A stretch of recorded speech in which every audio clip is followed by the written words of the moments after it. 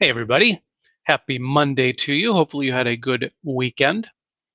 Um, we will continue on with our work on circles today. You didn't have an assignment over the weekend because we just introduced some new terms for you, and we'll be using some of those terms today as we actually do some of the problems. But before we get to the problems, a couple of reminders for you. The sum of the angles in a circle, if I do one full rotation, if I add up all the degrees in a circle, it's always going to add up to 360 degrees.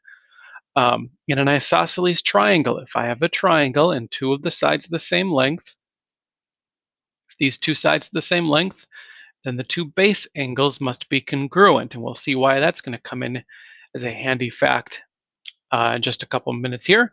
And then also the three angles in a triangle always add up to 180 degrees. This is nothing new, but it'll be something that's useful today. So there's a reminder. And then finally, we saw on Friday that the central angle is equal to the intercepted arc, or maybe I should say the measure of a central angle is equal to the measure of the intercepted arc. And the measure of an inscribed angle is half of that intercepted arc. And if this is the first time you are seeing those terms, then go back and take a look at the video from Friday that explains those, but we'll see those in context today as well. So for the first example, I'll start off nice and simple. These are all central angles. Angle EAB is a central angle of 170 degrees. That means this angle, or this arc measure, would be 170 degrees.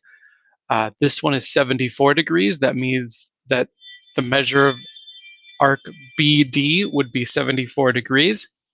I'm being asked about the measure of this arc BD, which means we need to figure out what this angle is right here. Well, these two angles plus this one all the way around the circle has to add up to 360 degrees. So I'm just going to do 360 minus 170 minus 74. And when I plug that into my calculator, I get 116. Which means this angle is 116 degrees, which means the measure of this arc is also 116 because that is the corresponding central angle. So there we go. The measure of a central angle is the same as the measure of the intercepted arc. Next question. In this circle, I want to find the measure of angles A and B. Well, angle A is a central angle. So if this arc is 92 degrees, then this angle must also be 92 degrees. And then here's our first chance to take a look at an inscribed angle. Angle B intersects the circle at the same places that angle A does, but angle A, being a central angle, is the same measure. Angle B is exactly half of that. So half of 92 must be 46. And so this angle is 46 degrees. Inscribed angle is half of the measure of the intercepted arc. All right, moving right along. Our diagrams are getting more complicated as we try more and more of these problems. We've got a few different things on this one.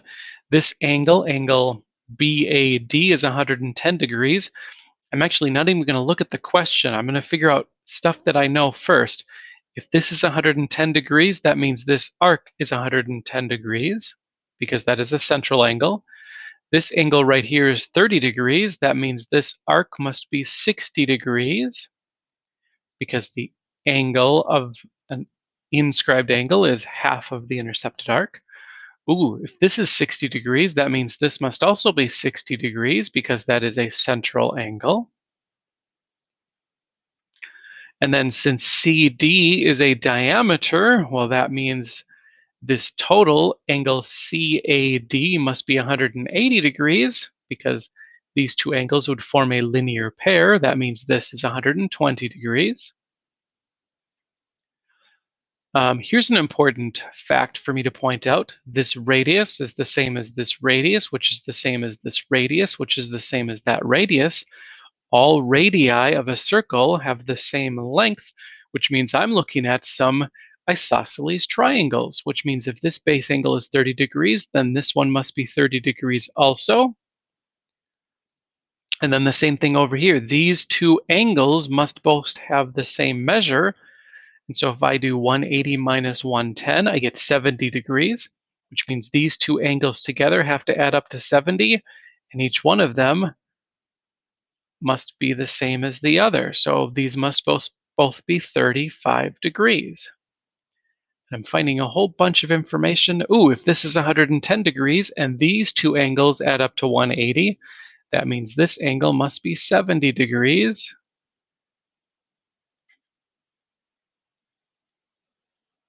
And that means this arc is 70 degrees. Boy, I'm figuring everything I can out about this. This central angle is 120 degrees, which means this arc must be 120 degrees. And I'm going to guess that I've got everything figured out. Let's see what we got. The measure of angle B, yep, we found that was 35 degrees. The measure of angle DAE, sure enough, I found that was 120. The measure of arc CE, yep, I found that was 60 degrees. And the measure of arc CB, also found that was 70 degrees. So without even looking at the questions, I was able to figure out everything that I needed, and finding those answers was pretty easy. All right, moving along. In this circle,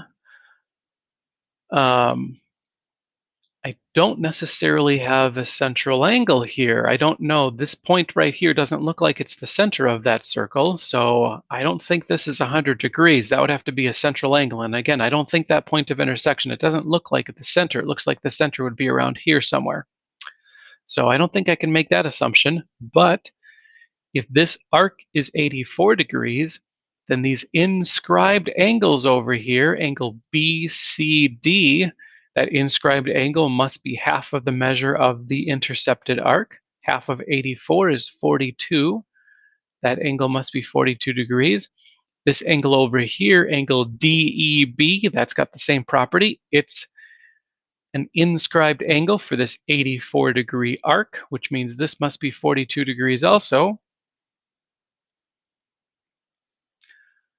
And then I don't know if I've got much else I can figure out. I guess if this is 100 degrees, then this one must be 100 degrees also because of vertical angles. Think back to semester 1 for that. And then in this triangle, of course, these three angles all have to add up to 180 degrees. So 180 minus 100 minus 42 is 38. And don't worry, if you have to use your calculator for that, that's fine. And then the same thing here. This angle must be 38 degrees because these three angles in triangle BC, I guess I don't know what that is, but this triangle over here on this side, those angles add up to 180 degrees also. And then if this angle is 38 degrees, I've got a central angle, I've got an inscribed angle. Angle CBE is an inscribed angle. So this inscribed angle is half of the measure of this intercepted arc. If this angle is 38 degrees, then this arc is twice as much as that. 38 times 2 is 76. And so that arc must be 76 degrees. I'm not sure what this one is because I don't have any inscribed or central angles. So I guess I'm just going to hope that I don't need that information. Let's see what the questions are asking. Angle E is 42. Let's see, I'm going to use this. 42 degrees. Angle DCB, yep, I found that was 42 degrees also. Angle CBE, I found that was 38 degrees. And the measure of arc CE, I found that was 76 degrees. So there we go. All of those angles. The thing that I would worry most about on this is that someone would look at the previous examples and say, well, if this angle is 100 degrees, then this arc must be 100 degrees also. And that would be true if this was a central angle. But it is not, or at least I can't assume that it is. This is definitely an inscribed angle because these sides cross the circle. This point, this vertex is on the circle. but I can't assume that I've got a central angle unless I know where the center is. On the previous problem, I said in circle A, and by saying circle A, that's my way of telling you that that point is the center. All right, and one more example for us to take a look at today. Another fairly complicated diagram in your homework due on, let's see, if you're watching this on Monday, the homework's going to be due on Tuesday on that assignment. You're going to have, I think I just got just 4 diagrams on that assignment, but you'll be going through and finding a whole bunch of information. So you'll be doing something similar to what I'm doing on these. I'll find everything I can, and then hopefully I can answer all of these questions. First things first, this is circle A, which means this is a central angle. As I mentioned before, this is a circle, which means these 2 side lengths would have to be the same, which means these 2 angles would have to be the same also. Angle B and angle BDA must both be the same, so they must both be 47 degrees. And if these 2 are 47 and the triangle has a total of 180 degrees, I can subtract 47 and 47 from 180 to find that this angle is 86. And there we go. If that central angle is 86 degrees, then this intercepted arc must be 86 degrees also. So arc BD is 86 degrees. They didn't ask me for that, so I guess I'll have to keep going to figure other stuff out. Let's see. Ooh, check this out. This arc right here, arc CBD, goes all the way across. This is a diameter of the circle because it goes through the center. So this whole arc here from C through B all the way to D, this is 180 degrees, which means this this inscribed angle must be half of that. This is 90 degrees, which is a right angle. And this brings up an interesting point. If I have a diameter of a circle, the angle that intercepts the circle at those 2 endpoints must be a 90-degree angle because it takes up half of the circle. And then, since I've got 2 angles in this triangle, I can find the third angle. If this is 90 and 44, then I've got 46 degrees left for that angle. If this is 46 degrees, I'm looking at it as an inscribed angle over here. Point D is on the circle. This is an inscribed angle, so the intercepted arc over here must be twice as big as 46 degrees. 46 times 2 is 92. This must be a 92-degree arc. This angle of 44 over on this side is an inscribed angle for arc ED. So if this inscribed angle is 44, then this arc must be twice as much as that, or 88. A lot of information here. Let's keep going. If this inscribed angle is 47, point D is on the circle, which means this arc CB, must be twice as big as 47. Arc CB, 47 times 2 is 94. And boy, as I'm doing this, I'm looking at this thinking there's a few different ways. You may maybe figured this one out already for a different reason. And if you've got another way to figure that out, that's great. There's definitely more than one way to go about answering these questions. But I hope I've got everything down. Angle E, I found that was 90 degrees.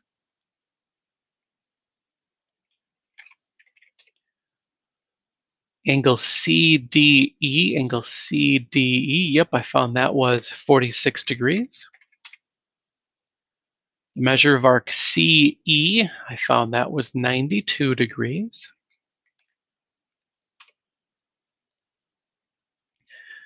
And then the measure of angle CDB, CDB, there it is. That one was 47. I think that was actually the first thing that I found here. 47 degrees. And again, there's more than one way to go about this. There's a different order to go about this, but I found everything that I could find, and that included everything that I needed to find. So you will have similar questions in your homework tonight. Hopefully this is going well. Hopefully you're off to a good start in this new circle chapter, the last chapter of the year. So tomorrow we're going to be doing more work with this. We're going to take a look at what happens when segments are intersecting inside of a circle, but I'm going to save that for tomorrow. Hopefully everything's going great. If you are having problems or questions, certainly get in touch with me. Otherwise, I'll talk to you tomorrow. Have a great day. Bye-bye.